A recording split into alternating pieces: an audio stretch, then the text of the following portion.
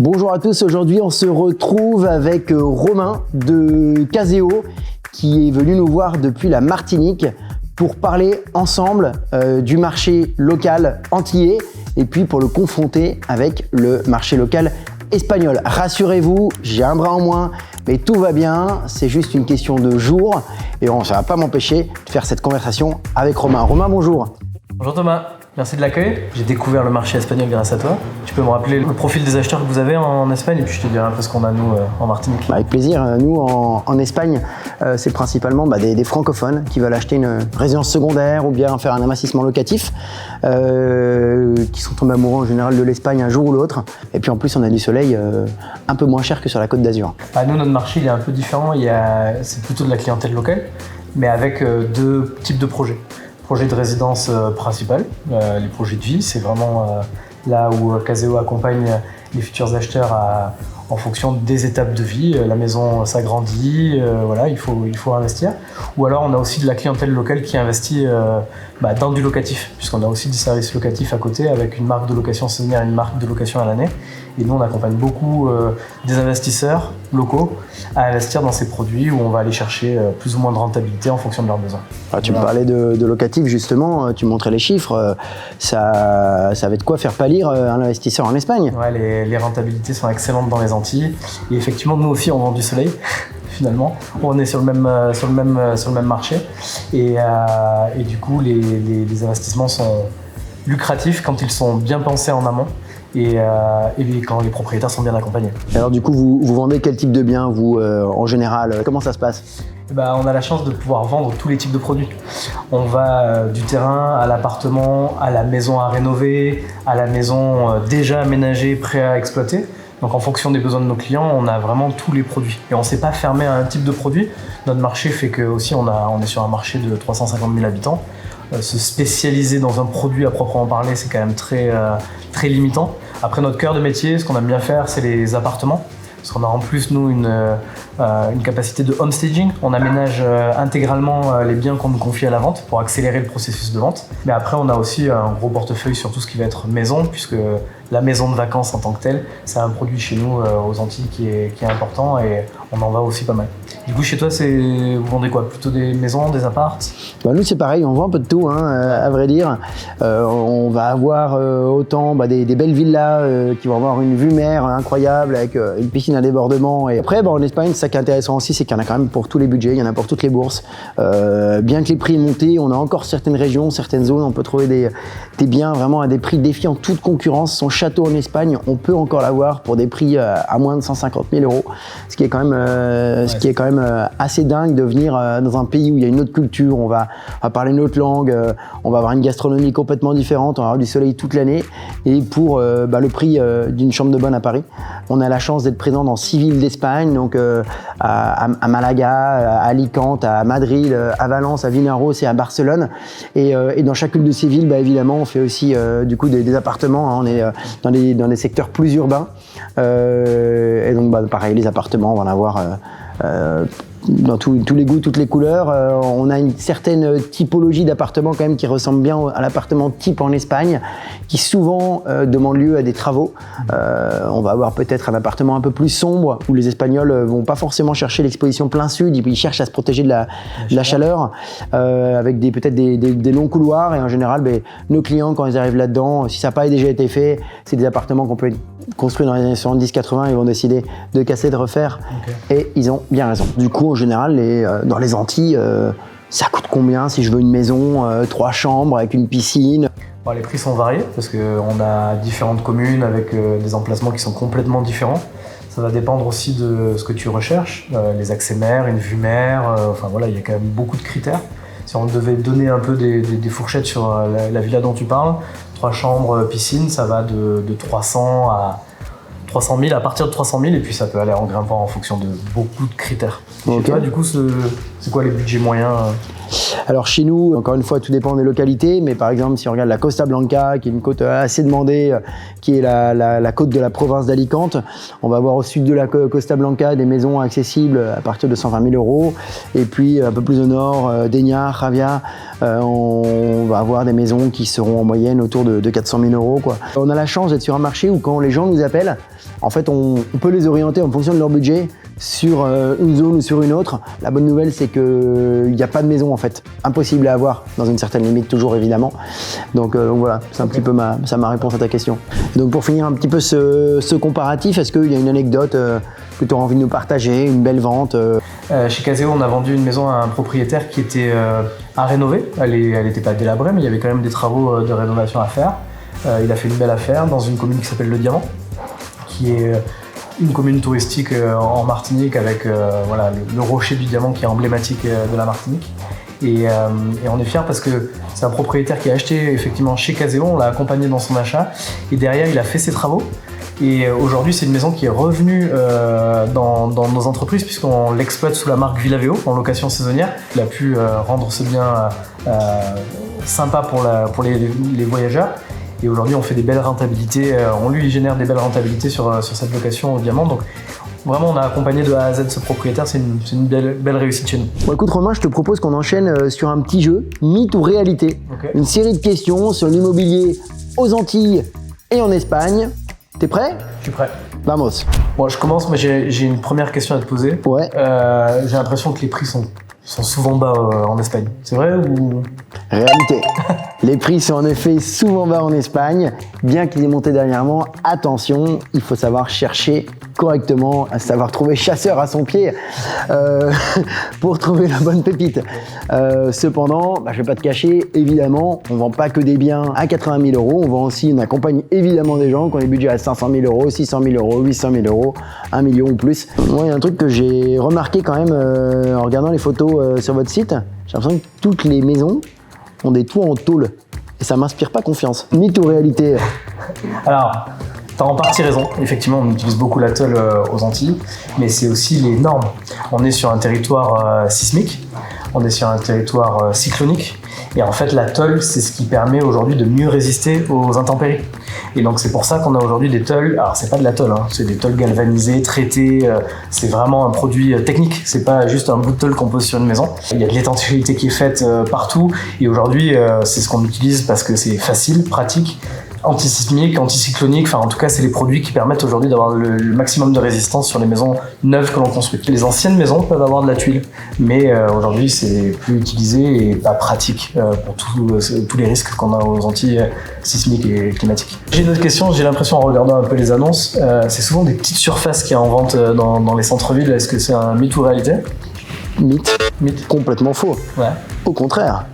Les petites surfaces, c'est beaucoup moins développé qu'en France. Ici, les chambres de bonne, les studios, tout ça, ça n'existe pas. La taille minimum pour un appartement, c'est 60-70 mètres carrés. Okay. Alors attention, on parle de superficie utile. Okay. Il faut retirer à peu près 15%. Donc si tu vois des annonces à 70 mètres carrés, potentiellement, ça en fait 45. Okay. Donc en fait, je te donne un petit peu la raison, oui et non. Alors, les Antilles, vous êtes basé en Martinique, ouais. Mais réellement, on parle des Antilles, Martinique, Guadeloupe, Saint-Barth ou que sais-je, c'est la même chose. ça c'est un mythe. Okay. Chaque île a vraiment son écosystème, sa culture, ses environnements. Donc tu vas retrouver des similitudes et donc en fonction de tes appétences, tu vas pouvoir investir sur une ou les autres îles. Voilà. Ok, je te propose qu'on joue à un troisième jeu. C'est Interville, hein. On s'amuse si j'achète en Espagne. C'est le troisième jeu, c'est un jeu qu'on vient de lancer, c'est Devine le prix. Ok. Donc attention, on a préparé des descriptions de biens en Espagne. Tu vas devoir nous dire quel est le prix à ton avis. Et la même chose, on t'a préparé des biens qui sont sur ton site, d'accord? Je vais devoir deviner le prix. On n'a pas vu les dossiers, ils sont juste sous mes yeux. Allez. Je te propose qu'on les prenne. Et que le jeu commence. Top. Je suis un appartement central à Valencia avec beaucoup de charme. 85 mètres carrés de surface habitable, année de construction 1918, 3e étage, sans ascenseur, 2 chambres, une salle de bain, j'ai un balcon, je coûte... Dans le centre, hein. C'est dans le centre de Valence. Il y a beaucoup de chambres, t'as raison. Une seule salle de bain, tu m'as dit? Il y a une seule salle de bain. 85 mètres carrés, j'aurais fait une offre à 260 000 euros. 260 000 euros. Alors l'appartement, il a été vendu il y a quelques mois à 195 000 euros. On sait trouver les bonnes affaires hein, chez J'achète en Espagne. Un point pour l'Espagne. Je rappelle que Romain n'a que les photos. Moi, j'ai photos et prix description sur ma petite fiche. Ne regarde pas Romain. Donc on continue. On est à Benalmádena, un appartement avec une villa individuelle avec piscine, vue mer, montagne. On a en tout 240 mètres carrés de terrain, 3 chambres dont une ensuite. On a 2 salles de bain, une piscine exposée sud-ouest. On a une cave. Cette maison, pour la petite anecdote, j'y ai dormi. J'y ai été logé. Quand on l'exploitait avant en maison à usage touristique, on l'a vendue.